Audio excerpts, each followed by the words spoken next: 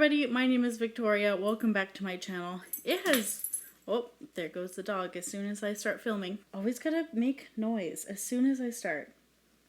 It's like they know. It has been a minute since I have filmed a video. I took an unintentional 2-week break or so from actually sitting down to film something. Really didn't mean to. I had a whole bunch of videos planned for the month of February, and then just kind of my daily routine got thrown off a little bit, and here we are. February is almost over, and I've not been very active on my channel, so sorry about that, but I figured we would get back into it with a tag video, and I was kindly tagged in this by Naomi from Naomi's Bookshelf, and this is in fact her own original tag. She created the This is Jeopardy book tag because she was a big fan of Jeopardy, or is a big fan of Jeopardy, and as you may or may not know, you've probably heard, but Alex Trebek sadly passed away in the year 2020, and so she created this book tag to celebrate his life and her love for Jeopardy in general. I also really love Jeopardy. I associate it with like eating dinner with my family, because a lot of the times we would be cooking dinner and then we would have Jeopardy on in the background, because it always came on at like 6:30 at night where I lived, and it was just always something that the whole family could watch while we were making dinner. I'm horrible at Jeopardy. I don't know nearly enough to actually ever go on that show, so it's a good thing that I never did, because I would come out with negative money probably, even though that's probably not possible, but I would find a way. I really love how Naomi has done this book tag. The first question is about the host, but then the rest of the questions are different categories in Jeopardy. So I just thought that was really clever, and let's get going, shall we? So the first question is the host, a narrator you love. I'm actually going to go with a book that I recently read, and that is My Lady Jane by 3 people, Cynthia Hand, Brody Ashton, and Jody Meadows. This book has quite a humorous tone throughout, and the narration has a big part to play in that.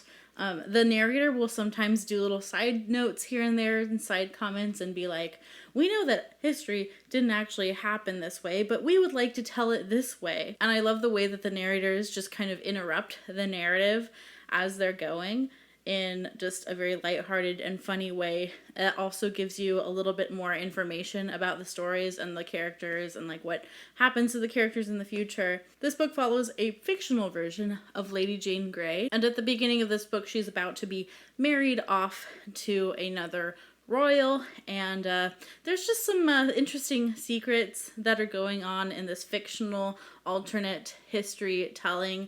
There's some magic in here. I won't spoil it, but there's some magical elements which add to the humor of this book as well. But the way the narrators come in and out of the story itself is really funny and well done, and I so loved this book. All right, now getting into the categories. The first category is before and after, and Naomi wants us to combine 2 titles and make one new title. I had a hard time coming up with an answer for this one a little bit, but I ended up going with Skyward and Starsight, which the titles, I think you could interchange some of the words in the title, so I'm going to go with Skysight. Yeah. Or you could also say Starward. Starward? Sounds like Star Wars, but Starward. I don't know. That's what I'm gonna do. I'm gonna commit to it. I think I like Skysight better. I love this young adult series by Brandon Sanderson. Hopefully we're getting the 3rd book, I think, this year. And I think I want to reread these before that happens. It would be nice to have like a fresh story in my brain. We'll see if that happens, but hopefully.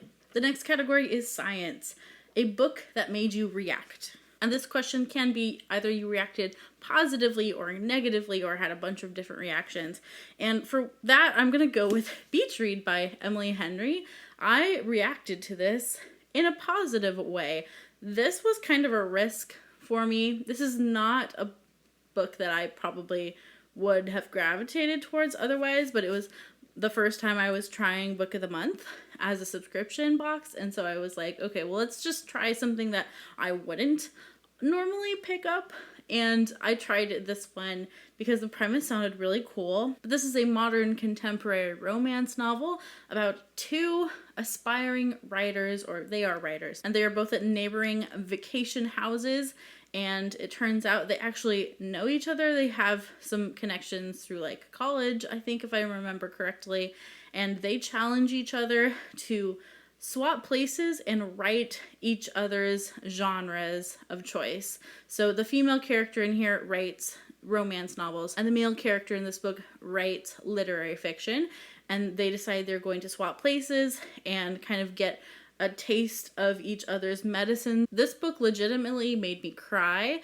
I got a crying reaction from this book, not because it was bad or anything. It wasn't that kind of crying.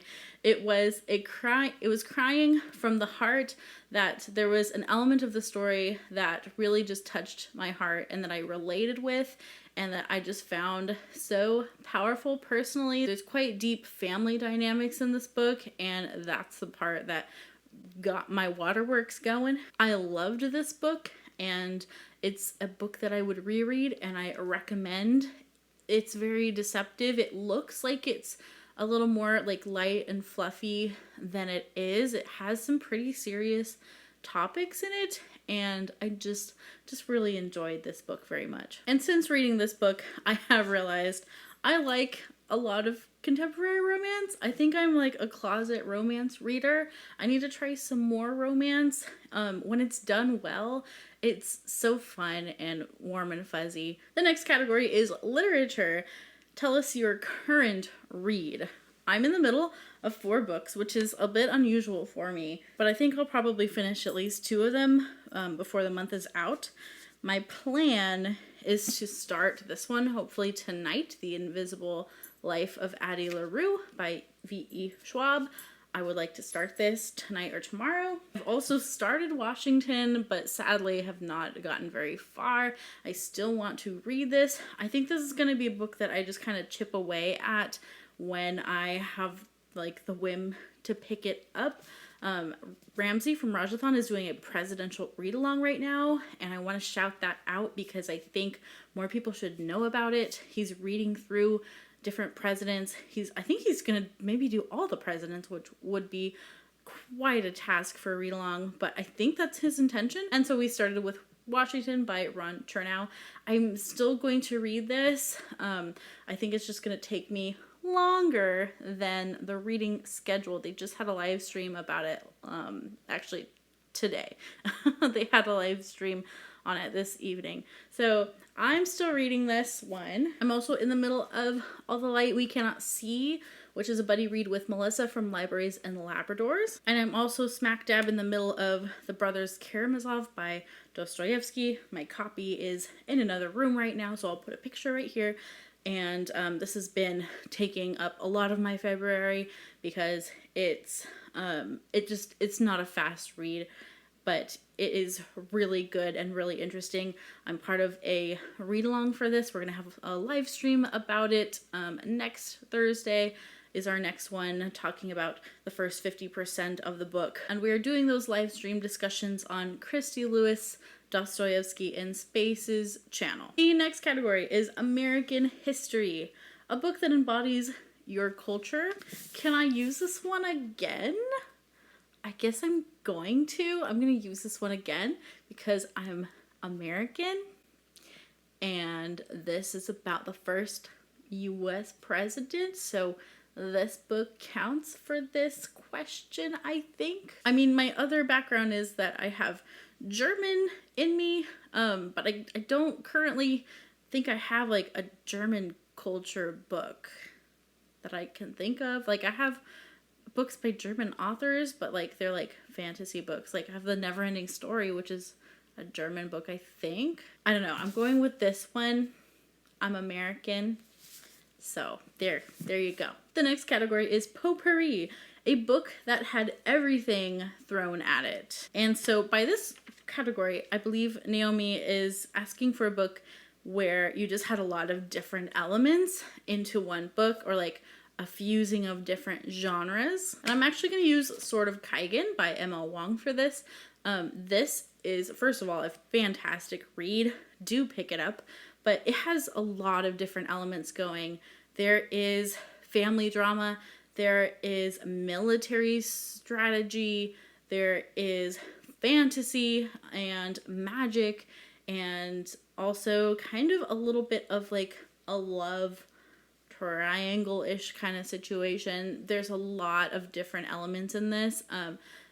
Kind of to its detriment, I think. Some of the elements, one in particular that I'm thinking probably could have been taken out to make a more direct story, but it's okay because this book is still amazing. One of my favorite reads of last year.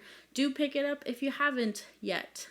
Highly recommend. The next question is world history, a book about a different culture from yours. Middle grade March is coming up, so I'm gonna actually pick a middle grade book for this. I read this in my first middle grade March that I ever participated in on BookTube. And I think I did have a channel. I was trying to remember. I was like, did I have a channel? I think I had a channel at the time and talked about it on the channel at the time. It was like a couple years ago. But that is Revolution is Not a Dinner Party by Ying Chang Compostine. And this book is about China in the 1970s and the Chinese Cultural Revolution that was taking place. And this book is actually technically fiction, but it's based on the author's actual life and her own life experiences. And so it's a little bit of like a fusion of fiction and nonfiction together. And it was a really good read. Since middle grade March is coming up, I thought I would throw that out there as a recommendation. I did enjoy this one, and I learned a lot. I love learning about periods of history and events in countries that are not my own, because there's so much to learn. And this one was a good, I think, snapshot of what it would have been like to live during this time in China. The next category is world history. No, it's not. I just did that one. The next category is word origin, a translated book. I'm gonna go with Anna Karenina by Leo Tolstoy, and this is a Russian novel. It is translated into English, this particular copy, but it has also been translated into many other languages. It is a beloved Russian classic. I have read this. I think there might be an opportunity to reread it based on some whisperings on BookTube that I've heard. There might be a read along with this hosted by some people. I won't spoil their thunder. Spoil their thunder? Is that? No, that's not the right one. I will not steal their thunder. There it is. But I am very excited because I do want to reread this. Next category is colleges and universities. The best book you read in school. I think I'm gonna go with the book that really like blew my mind when I was in high school, because I had this fantastic English teacher. That's the word. English teacher. I had a fantastic English teacher in high school. Wow, I can't remember words right now. And his name was Mr. Swanson. Shout out to Mr. Swanson. You're probably not watching this, but shout out to you. And he had us read Murakami in AP Lit when I was a senior, and it blew my mind because I never read a book like this.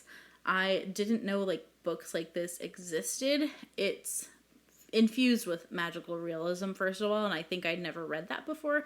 But Kafka on the Shore is a weird story. I'm not sure if I would feel the same way about it if I reread it, but maybe. I don't know. I would love to reread this someday. If you want a buddy read it, that would give me an excuse to reread it eventually. This poor copy has no cover because it was subjected to my backpack, the violent place of my backpack with books going in and out in high school. But yeah, if you've read Murakami, you know how weird it gets and how crazy his stories get. And I loved it because it was so different, and it was really an eye-opening experience for me to read like modern contemporary literature, and I loved it. The next category is history. What is your favorite time period to read about? This is really tough. I like reading about all time periods. It's more about, is the story good? I feel like if the story is good, you can read about any time period and have a grand old time. But I'm gonna name a few. Victorian literature. I love reading Victorian literature. World War II literature as well. World War II, like historical fiction. I've read some great World War II historical fiction books. And lately, I think Russian history and learning about Russia through the ages and reading some Russian literature from the 1800s. Dostoevsky, Leo Tolstoy. I want to read more of that as well. But yeah, any time period is interesting. There's always something new to learn and discover. It's just a matter of like, is that story told well? And a lot of you guys know I love Anne of Green Gables, and that series is set like at the turn of the century, beginning like 1900s into World War I. And so I loved those books set in that time period. I think I would love to read more books around World War I as well. The final category is sports, a category that I would totally fail at in Jeopardy because I know nothing about any sport of any kind. And this is to pick a fast-paced book. And for this, I'm going to go with Mistborn by Brandon Sanderson.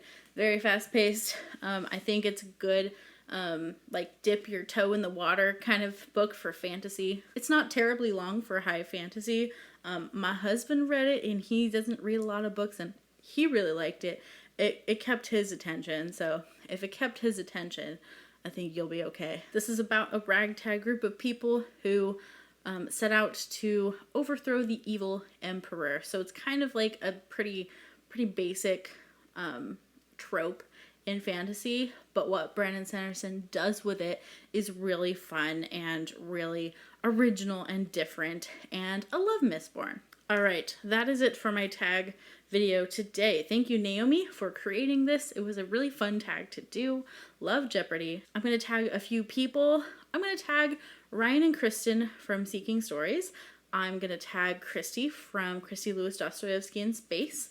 I'm going to tag Michael Nip from the channel Michael Nip. I'm going to tag Leslie from the Nerdy Narrative. I'm going to tag Rainy from Rainy Day Reads. I'm going to tag Angie from Literary Laborers. I'm going to tag Stephanie from Miss Richards Reads. I'm going to tag Una and Crypto from the Codex Cantina. I'm also going to tag Melissa from Libraries and Labradors. And then let's tag Ramsey as well from Rajathon. All those people, you are tagged, and you are tagged also if you just want to do this tag. I will leave Naomi's original version down below in the description. Please check hers out and give her a subscribe because she is awesome. I love Naomi. If you're not yet subscribed to my channel, please consider subscribing. If you want to see more bookish content from me, I post every week. I also have an Instagram down below in the description box if you want to connect with me there, and also a Goodreads. I hope you have a wonderful rest of your day. Keep reading great books, and until next time, bye-bye.